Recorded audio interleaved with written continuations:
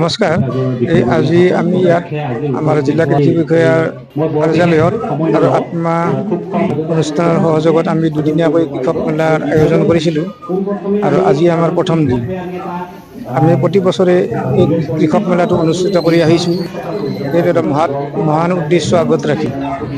প্ৰথমতে হ'ল যে আমাৰ যিমান নতুন প্ৰযুক্তি আমাৰ বিভাগৰ ফালৰ পৰা ওলাইছে সেই কৃষকখিনিৰ মাজত লৈ যোৱাটো আমাৰ এটা মুখ্য উদ্দেশ্য।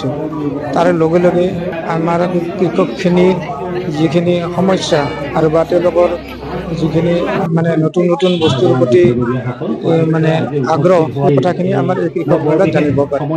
ইয়াতে আমি এটা অতিকে উল্লেখযোগ্য দিশ আমি ইয়াতে মানে আৰম্ভ কৰোঁ যে সেইটো হ'ল বায়াৰ চেলাৰ মিট, মানে ক্ৰেতা বিক্ৰেতাৰ এটা অনুষ্ঠান।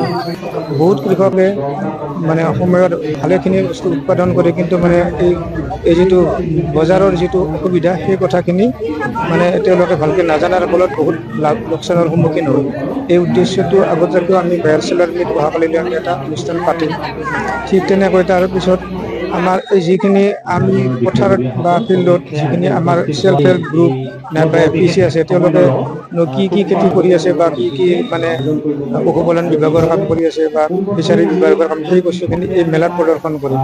এইখিনিৰ পৰা মানে যিখিনি মানুহে এই খেতি বা এনেকুৱা বস্তুৰ কাৰণে তেওঁলোকে অনুপ্ৰাণিত হ'ব পাৰে। তাৰে লগতে আমাৰ যিটো আচল উদ্দেশ্য যে বছৰত আমি 3টা খেতি কৰি বা তিনিবিধ কাম কৰি যে আমাৰ যাতে ইনকামটো ডাবল কৰিব পাৰোঁ, সেইটো আমি আগত ৰাখি এই কামখিনি আমি মানে প্ৰতি বছৰে পালন কৰি আহিছোঁ। আৰু আমাৰ যিখিনি ফিডবেক, মানে পথাৰত আমি গৈ যেতিয়া সকলো কথা পাতোঁ, তেওঁলোকে লাভৱান হোৱা বুলি আমাক জানিবলৈ দিয়ে। আৰু আমি সেইখিনি আমি ফলাফলো পাইছোঁ। আগতে আমাৰ ইয়াত ধান বিক্ৰী কৰিবলৈ কৃষকে যাব ইচ্ছা কৰা নাছিল, কিন্তু এতিয়া যোৱা বছৰ আমি সকলোৱে জানি আমি সুখী হৈছোঁ যে মানে আমাৰ ইয়াতে মানে আমাৰ 159% টাৰ্গেট আমি ফিল আপ কৰিব পাৰিছোঁ, যাৰ ফলত কৃষকখিনি আৰ্থিকভাৱে যথেষ্ট লাভৱান হৈছে। এই বছৰো আমাৰ হয়তো আমি টাৰ্গেটতকৈ বেছি কাম কৰিব পাৰিম। ডিজিটেল ক্ৰপ ছাৰ্ভেটো আমি অসমৰ ভিতৰতে আমি প্ৰথম দুবাৰ ফাৰ্ষ্ট পজিশ্যনে পাইছিলোঁ। গতিকে ইয়াত কৃষকখিনিও সচেতন আৰু আমি যিমান পাৰোঁ চেষ্টা কৰিছোঁ যাতে মানে কৃষকখিনি কিবা এটা সহায় কৰিব পাৰোঁ। ঠিক তেনেকৈ আৰু আমাৰ অলপ যিহেতু ফ্লাড প্ৰোন এৰিয়া, মানে বানপানী এৰিয়াৰ কাৰণে আমাৰ ইয়াত কিছু মানে ফল মূলৰ খেতি কম হয় যদিও বাকীখিনি এতিয়া সেইখিনি আমি মাকৈ খেতিৰ পৰা পূৰণ কৰিবলৈ ওলাইছোঁ। মাকৈ খেতি এতিয়া আমাৰ যথেষ্ট পৰিমাণে হয় আৰু কৃষকখিনিও বৰ ধুনীয়াকৈ খেতিৰ প্ৰতি আকৃষ্ট হৈছে।